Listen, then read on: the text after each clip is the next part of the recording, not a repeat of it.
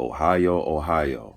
Man, so 40 years ago, Michael Dokes came back to his home state of Ohio, making his, after he won the WBA crown against Mike Weaver. Actually had two fights against Weaver, but the second fight he was able to retain his title in a majority draw. But he was another highly touted, young, explosive Ohio heavyweight. But he had the WBA crown, comes back to his hometown, make that first title defense against Jerry Coetzee, and he lost the fight. All right. But Jared Anderson able to go back to Ohio and hold on.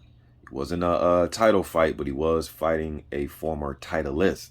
All right, so I thought we were going to have an instant replay, man, what happened 40 years ago. And then, ironically enough, after Coetzee won the title from Michael Dokes, he goes back to South Africa, his home country, makes his, title defense, fanfare, and he loses the fight to Greg Page. Then, ironically enough, Greg Page then go back to his home state, but he went to New York and he lost on his first title defense against Tony Tubbs. All right. But anyways, though, man, Jared Anderson able to escape the highly touted heavyweight, making his Ohio return curse. All right, let's get into this video.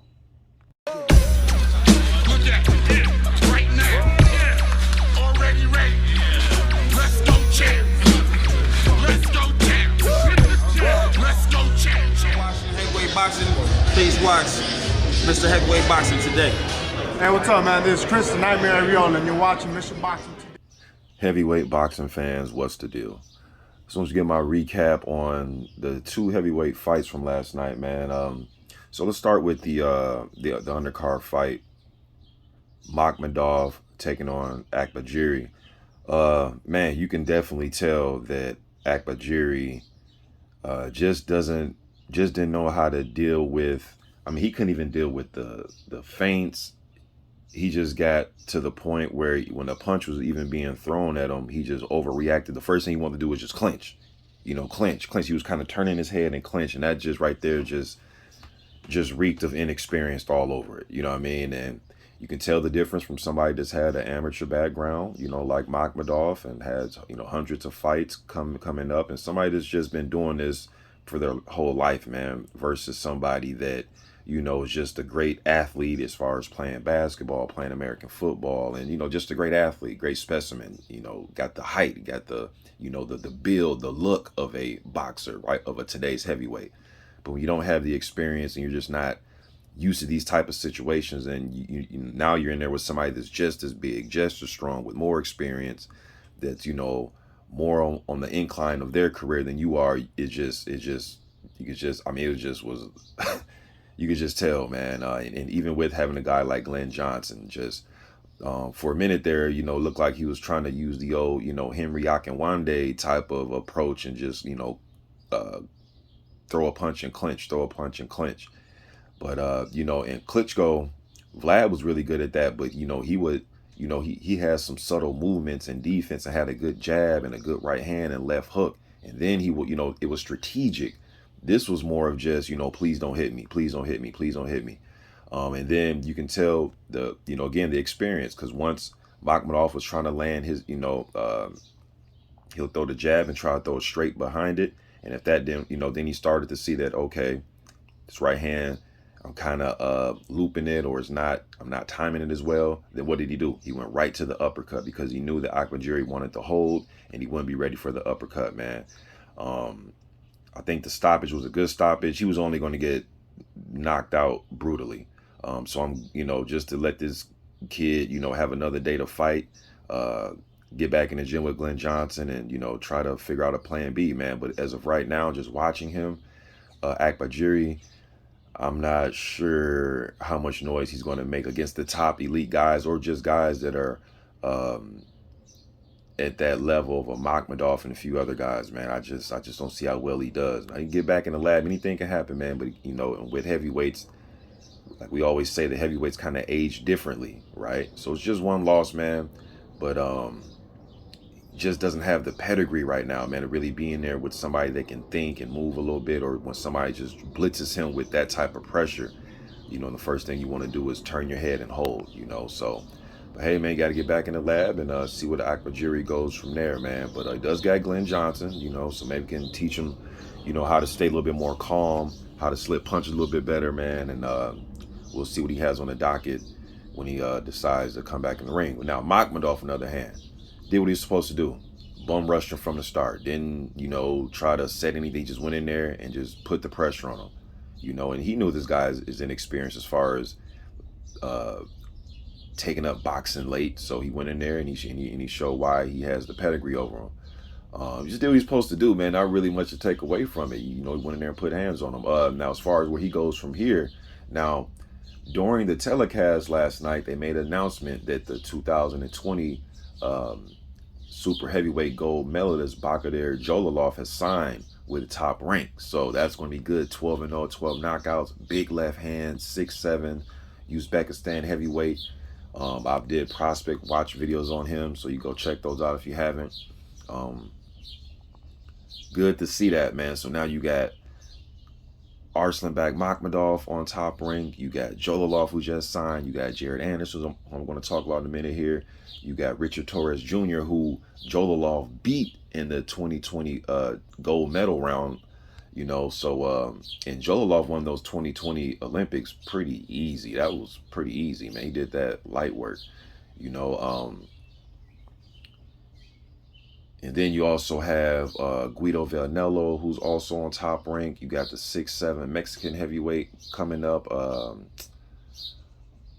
Morales, you got him. You know, so it's going to be interesting, you know, this next year and a half, 2 years, how they're going to move these guys around. You know, Top Ranks, but they believe in fighting their fighters, pairing them off. You know, so it's going to be good to see that, man. I do think Jared Anderson, out of those three top guys, the Jalolov, Makhmudov, and Anderson, I believe Anderson right now has the most notable win out of the three. I do, you know, then Makhmudov has the win over Takam. It was a tough win. He had to work, and it's crazy, right? In his last fight, he had to work, and then tonight, with that fight against Takam made him work, and then tonight, Anderson was made to work against Martin. Jalolov, he has fought more of the journeyman type of guys, you know, like the tough journeyman guys, like a Curtis Harper, you know, those type of guys, man. So he will definitely have to step up, you know. But let's go to the main event. All right, Charles Martin making his hometown debut. In these hometown fights, man, I mean, we can look back in history. These guys come back to their hometowns. Even in another weight class, I remember the other year, well, a few years ago, when Jared Hurd went back and he had to ban, I think he had to ban all that when he fought Julian Williams and he lost that fight. Sometimes these homecoming fights, man, can be disastrous.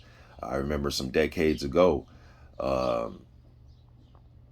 just in history, man, these fights, man, you know, anything can happen, right? So let's get to the fight, man. Anderson, you know, he showed some switch hitting. He, you know, let's just get to the fifth round when he got tested with a shot. Or he got hit with a good left hand, and even during the telecast, Tim Bradley was saying that, hey, man, he has to stop just leaning back out of the way of that straight left hand. He's still in line to get hit. You know, he's planting his feet, and he's trying to do the old Ali and just lean back like that. You know what I'm saying? Like, and he leaned back and caught a left hand. He was definitely hurt. Now, I heard his post-fight interview. He's saying that, you know, it made him regroup, but was he stunned or hurt? He said he wasn't. All right, to some degree like that. But from what I saw, you were definitely hurt. And then you got hurt again in the 12th round at the very end, like literally the last closing seconds of the fight. You got hurt again, man, with another left hand.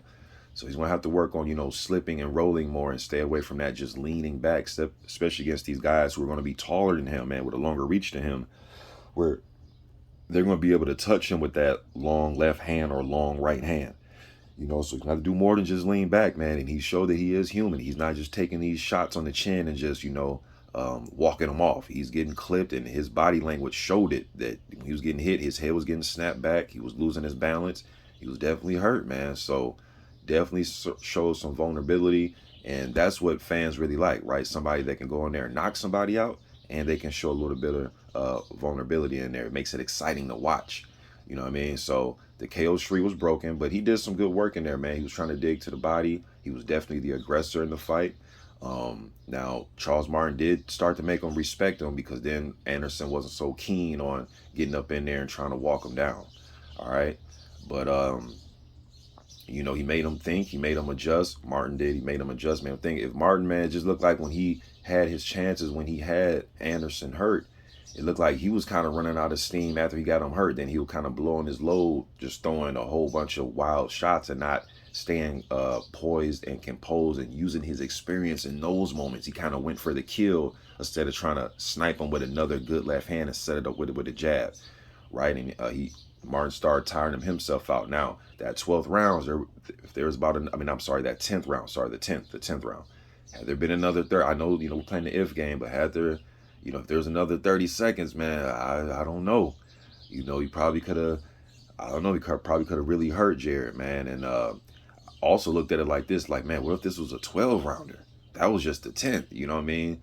So maybe, Martin obviously just wasn't the guy to get the job done, man. But Jared Anderson, some questions were answered that I had.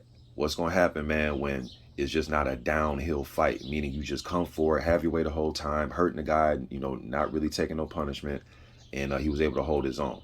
But there's some other guys in there, man, that I think if he was in there with some other guys that I'm thinking about, they wouldn't have let him off the hook so easily.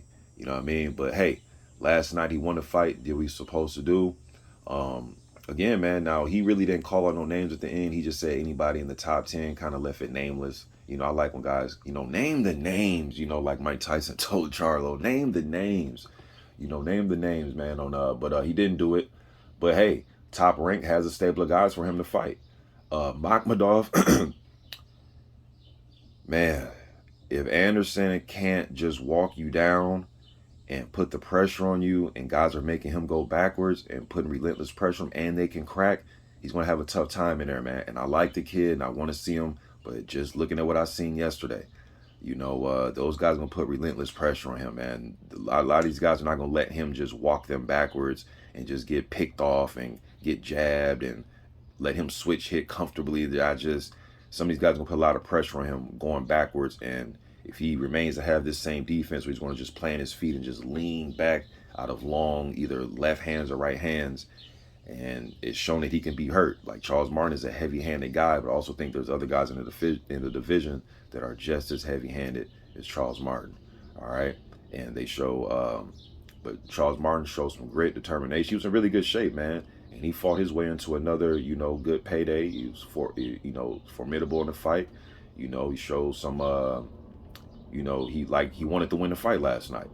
Went the full duration of the fight.